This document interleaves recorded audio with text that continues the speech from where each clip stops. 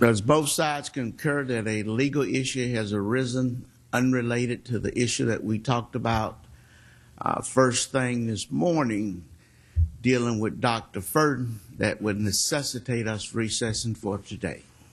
Ms. Burdick? Defense would agree as well. Okay, then we will be in recess to 8:30 Monday. That was Judge Belvin Perry dropping another bombshell in the Casey Anthony trial today. With little explanation, he adjourned the trial until Monday after meeting with lawyers from both sides this morning. Let's go back to our legal panel to talk about how this affects the timeline. Kelly Saindon is a litigation attorney in Chicago and a former prosecutor. And Joseph DiBenedetto is a criminal defense attorney in New York. All right, so Kelly, the defense estimated it would wrap up its case next Wednesday or Thursday. What does today's delay mean for the timeline of the case? Well, it's twofold. First of all, you know they're definitely going to go longer if they were really counting on all of today's testimony. The second thing is, though, we don't know what this ruling is and what it's about, so it likely could either extend or shorten what they were intending to put on. This could very well be an issue about a critical witness for them. If the judge excludes this witness, they might have to wrap up Monday. It's hard to tell at this point until we see what happens Monday morning.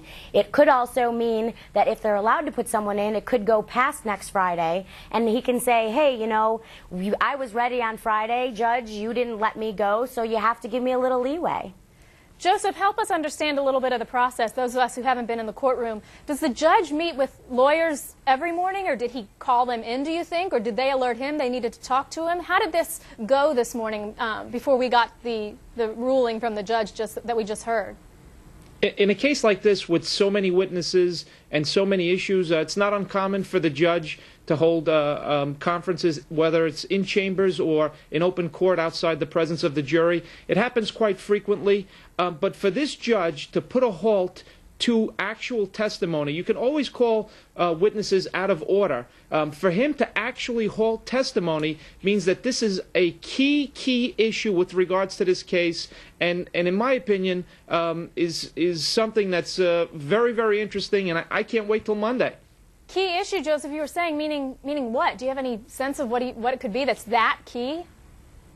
Well, it's filed under seal, so my experience tells me maybe at this point there's discussions between the prosecution and defense about working out some sort of plea agreement where she'll plead guilty, or it could be with regards to testimony that contradicts previous testimony put on and really changes the complexity of this case. It's clear to me that somebody, whether it's prosecution or defense, likely the prosecution, is saying that they've been blindsided by some information that has now come in, and it's something very, very key.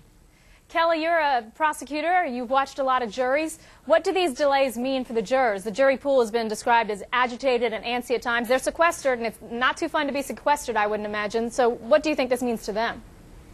Well, it's frustrating for them because they're thinking, if we got to be here, let's get this over with. And the fact that the judge let them go for the day, that's not a break when you're sequestered. It's not go home to your family and enjoy the weekend. It's, hey, go sit in your room and we'll see you on Monday. So for them, that is more frustrating. They're saying, just get through this, just cut through it, stop wasting our time, get to the point.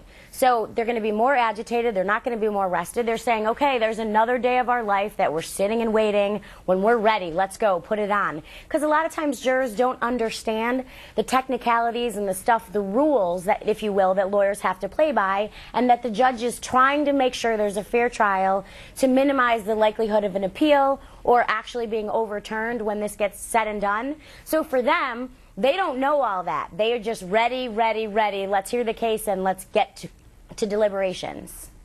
Especially in a death penalty case like this that so many people are watching. All right, thank you, Kelly Saindon, Joseph DiBenedetto. You've been great. Thanks so much for joining us today. Thank you. Many people